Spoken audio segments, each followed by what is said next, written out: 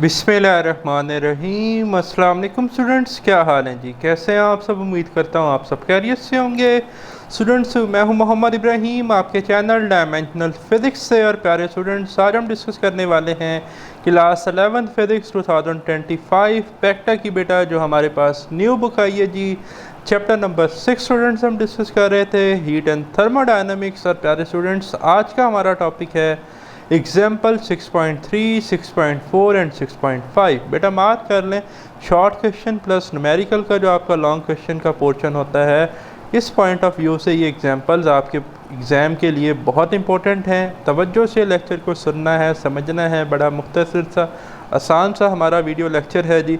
Example 6.3 है जी। सबसे पहले, the turbine in a steam power plant takes steam from a boiler at 427 degrees Celsius and exhaust into a low temperature reservoir at 77 degree Celsius. भाई आपके पास एक turbine है और स्टीम पावर वो ले रही है, ठीक है जी। बॉयलर का जो टेम्परेचर बताया है initially HTR high temperature reservoir का, वो आपके पास 427 डिग्री सेल्सियस है। अब T1 है जी 427 डिग्री सेल्सियस, और लो टेम्परेचर रेजरवायर LTR का जो टेम्परेचर है बेटा वो T2 वो है जी 77 डिग्री सेल्सियस। अच्छा जी, अभी टेम्परेचर है डिग्री सेल्सियस में, टेम्परेचर का ऐसा यूनिट है केल्विन। तो बेटा हम 427 में 273 ऐड करेंगे। देखिए यहाँ पर किया गया है 427 प्लस 273 बनेगा 700 केल्विन, ठीक है। इसी तरह 77 प्लस 273 बेटा हमारे पास बनेगा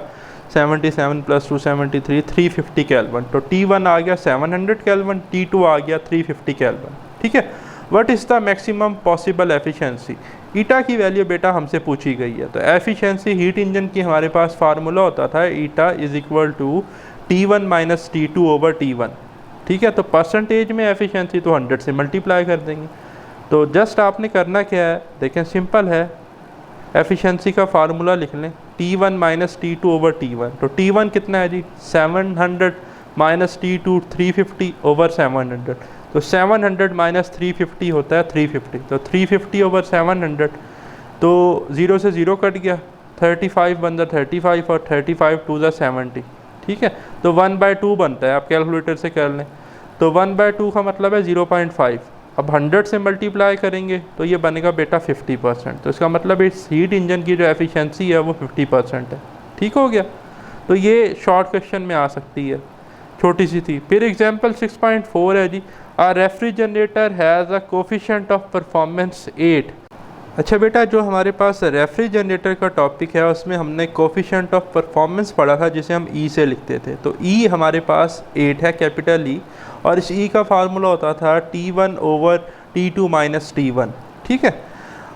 if temperature in the freezer is -23 degree Celsius then what is the temperature at which it reject the heat. लेकिन यहाँ पर फ्रीज़र की बात हो रही है जिसने हीट को रिजेक्ट करना है रूम में, सराउंडिंग में। तो वो आपसे पूछ रहा है कि जिस टेम्परेचर में उसने हीट को रिजेक्ट करना है वो टेम्परेचर कितना है। जाहिर सी बात है, इस टेम्परेचर से तो ज़्यादा ही होगा रूम का टेम्परेचर, तो वो हमने फाइंड आउट करना है। तो हमें बेटा T1 गिवन है, T1 है -23 डिग्री सेल्सियस। तो केल्विन में कन्वर्ट करने के लिए प्लस 273 करेंगे तो ये बनेगा 250 केल्विन। तो T2 हमने फाइंड करना है, ठीक है। तो सिंपल है जी, कोफिशिएंट ऑफ परफॉर्मेंस जो है रेफ्रिजरेटर का ई से लिखते हैं, E is equal to T1 over T2 minus T1।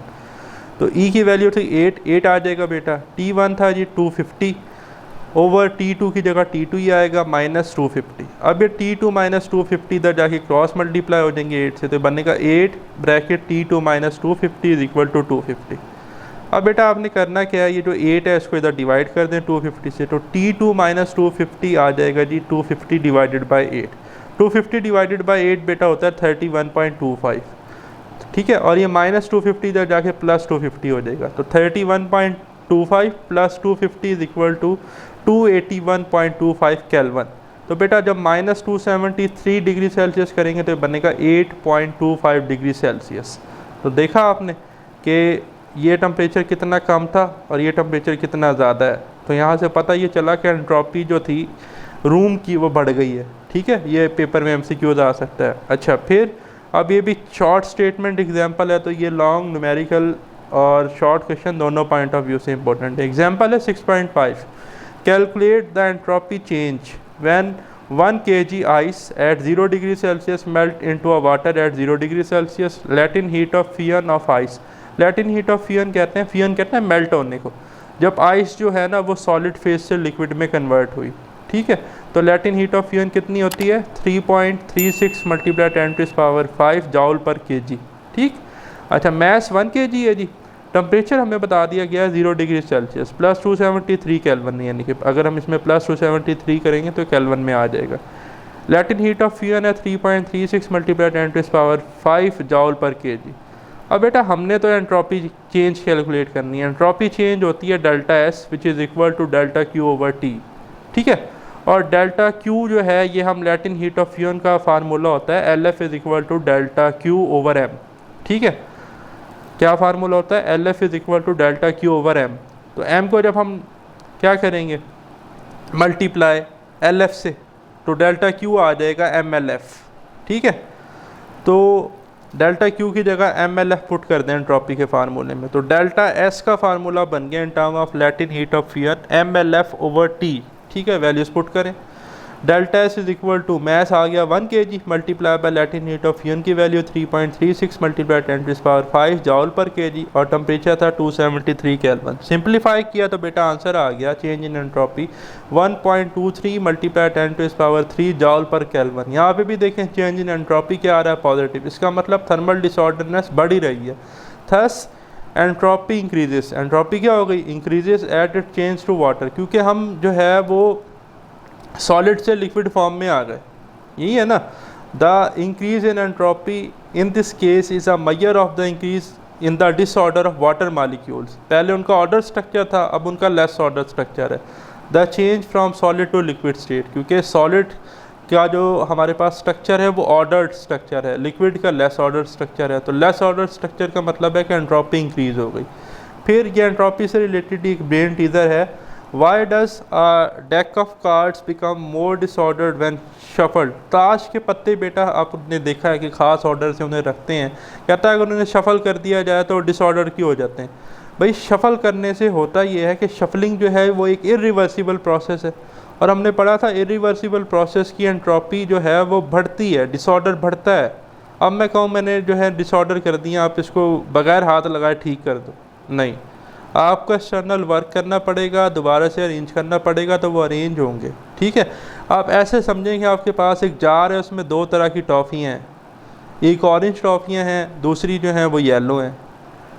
Yellow नीचे हैं, ऑरेंज ऊपर है। अब आप उस जार को हिला दें और मैं कहूँ कि अब हिलाते रहें और दोबारा से इतना हिलाएं कि नीचे ऑरेंज आ जाए ऊपर येलो आ जाए, वो कभी भी अलग नहीं होंगी।